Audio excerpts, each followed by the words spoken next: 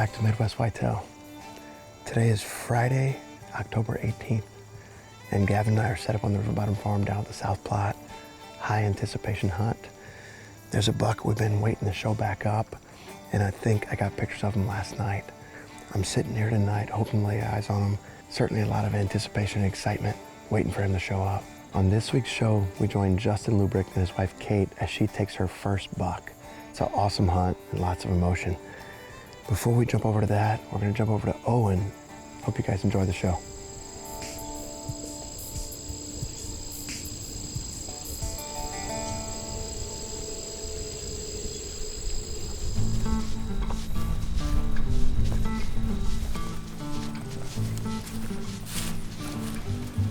Well, I want to talk about deer movement triggers today.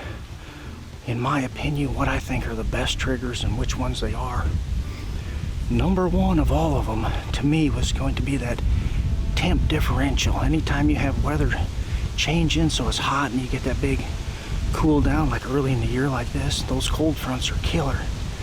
Now, it's not always a cool down. You take like late season into account. When you have those sustained cold temperatures, you know, down around zero, real cold, then you get a warm up. A lot of times the deer will move better than that. So it's about that temp differential. Most of the time, this time of year, we're talking about cold fronts, but the second trigger that I think is a very good one is high pressure. High barometric pressure is another very good one. Especially we see this a lot late season when you're going to a food source, or even this time of year on a food source. Anytime that pressure is over 30 point whatever, it's always good deer movement. I mean, granted it's not, if it's real hot, I mean sometimes, put it this way, your weather and your temperature pretty much trumps everything. So if you don't have that, some of the other ones a lot of times aren't going to be great either. But what you're looking for is when you get 2 or 3 or 4 of these triggers all working together. If you watch my chase video that comes out this Wednesday, we had a day just like that, and I talk about all those triggers, and sure enough, we couldn't even get into the blind.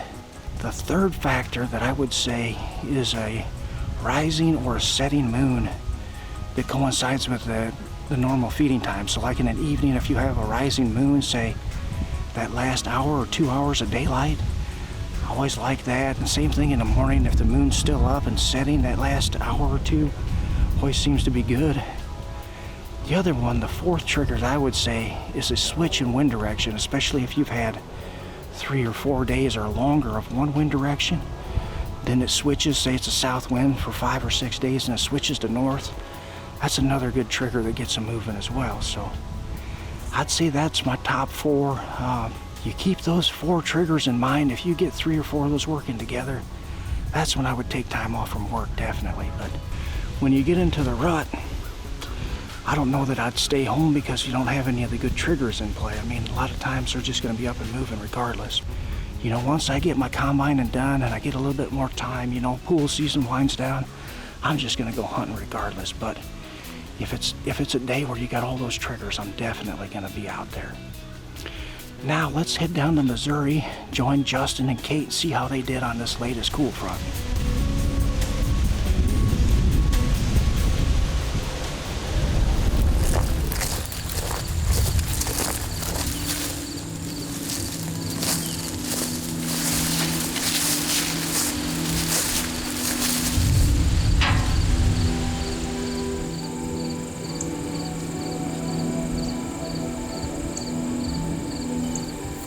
Guys, here it is. It's October the 13th, and it's the first youth season here in Missouri, so that's why we're supporting the orange today. It's been extremely slow here in Missouri for us, as we have not had a cold front move through the area yet, and we finally had our first one move through this afternoon, so it's kind of breezy, and that's why we elected to come down here and hunt this peanut plot. It's kind of down in the bottoms, so I feel like the deer are kind of going to be out of the wind down here. So other than that, we've been extremely dry as well, and as you can tell, this plot, they have got it 8 down, and I still don't think there's any rain in sight. So I think the first frost is going to happen this week for us, and it might freeze, I believe, Wednesday night. So the main target this year, Swoosh, has yet to show back up, and we do have EHD, so we're hoping that that has not taken him out, but if he's going to show up, he'll show up here in the next few weeks with the temperatures we got coming. So there's a few deer in here after, but there's one in particular, 10, that was just in here last night, and it would make Kate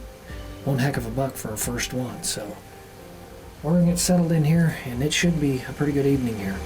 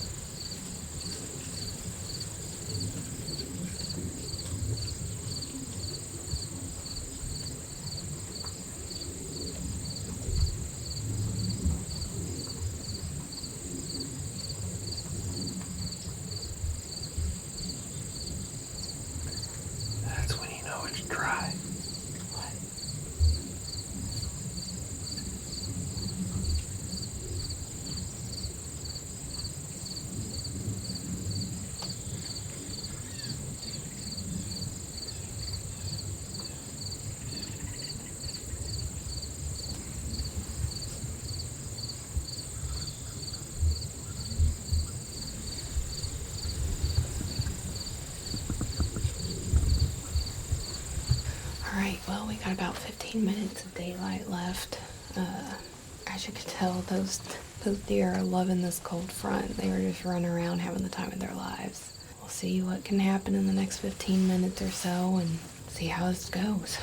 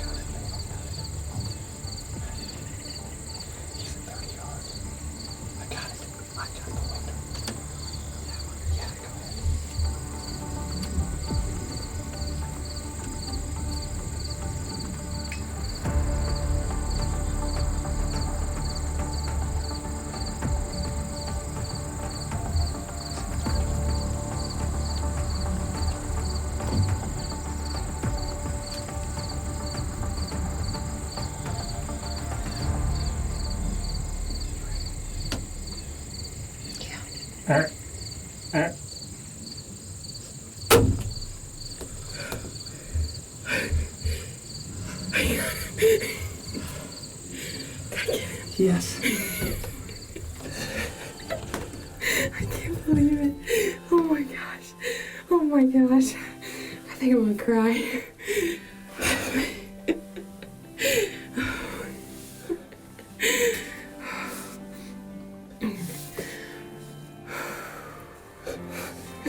You did it. Down to the last freaking minute. Holy crap.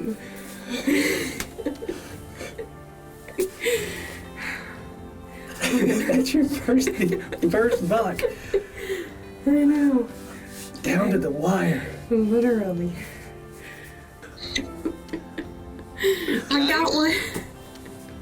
That's awesome. How close did he come in? He came from the east and fed right in here at 30 yards. Well, we just got back here to the shed. Fortunately, we didn't have any lights with us to go check on the shot impact, but we did slow it down when we got to the shed here, and what it appears is she's hit low heart. So we feel no need to wait any longer, so we're gonna head in. We got Tyler and Mitch up here. They brought some extra lights, and I feel like we're gonna have a dead deer pretty shortly inside the timberline there.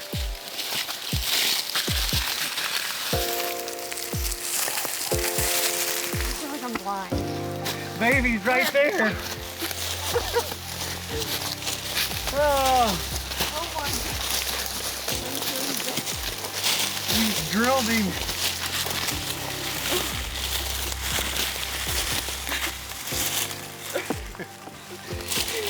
Oh my god. What do you think of that? Pretty good for your first buck. That's awesome.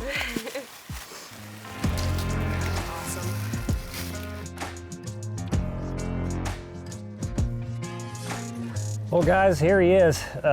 Just like we thought when we reviewed the footage, she put a perfect shot on him. It was definitely a hard shot. He didn't go, I don't know, probably 80 yards into the timber. And you know, coming into this season and you know, the last 3 years, she told me she wanted to get a mature buck for her first buck with an archery weapon. And I feel like you couldn't ask for a better buck than this here for your first buck with a bow.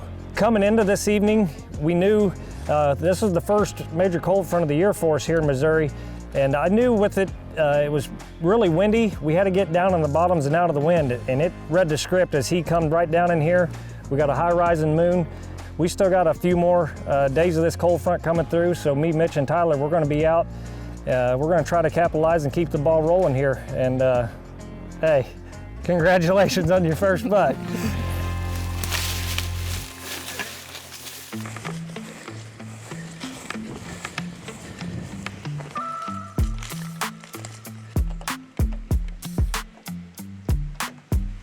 Hey guys, it's October the 15th and I'm making my first sit of the year. You know, it's been a little while since you've seen anything out of us and things have been extremely slow here in Missouri. Everything looks great. It took us a little bit to get our plots going. We finally got some rain and the plots are just starting to really look great. You know, the deer are hitting them hard, and it seems like the deer are kind of delayed this year. A lot of target bucks that haven't shown up, including the swoosh buck. We're hoping tonight that this weather gets him on his feet. We're right in his core area, sitting in the swoosh plot where we did all that work for him in the off season. And it's kind of a bummer that he hasn't showed back up yet. We have had a little scuffy EHD, and we hope that that's not the case, but a tremendous amount of acorns are hitting the ground, so we know that they're on them ridge tops hitting those acorns too. But we've had a consistent cold spell here. Nice cool fronts come through, and it's really started to change the activity of these deer. We're still riding that high. Justin's wife shot that really good deer earlier in this week as a first buck of all time, and it was a really good buck. So we're going to try to ride that hot streak. We couldn't be any happier. Perfect weather, and hopefully the deer cooperate tonight.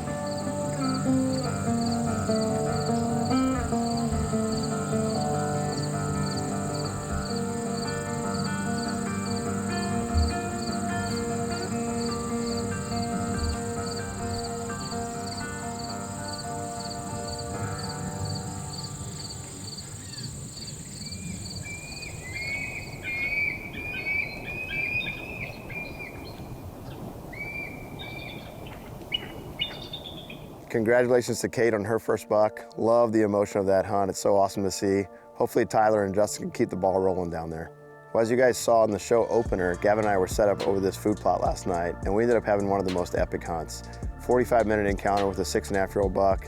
Came to the base of the tree, awesome buck behavior. Totally got shook up on it. It was just an all-around awesome experience. We're gonna have that for you guys on next Monday's main show. Can't wait to bring it to you.